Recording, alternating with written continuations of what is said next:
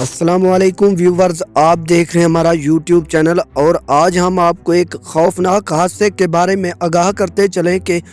ایک وین پاکستان کے صوبہ سندھ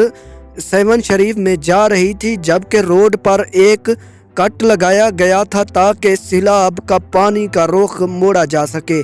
اور اسی حوالے سے وہاں سے ایک گاڑی گزر رہی تھی جس میں کافی زیادہ مسافر موجود تھے، اور اسی گاڑی کو ایک حادثہ پیش آ گیا۔ جی ہاں دوستو، اس حادثے میں کافی زیادہ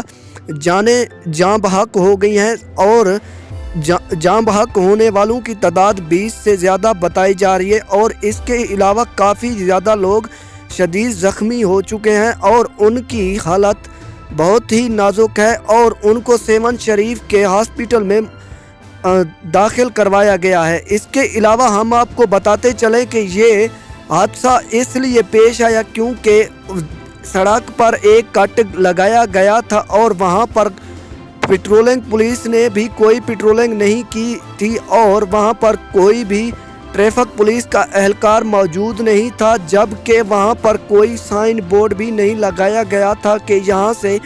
کٹ لگایا گیا ہے، جس کی وجہ سے یہ حادثہ پیش آیا، اور گاڑی ڈرائیور سے آؤٹ آف کنٹرول ہو گئی، جس کی وجہ سے گاڑی سیدھا پانی میں جا گری،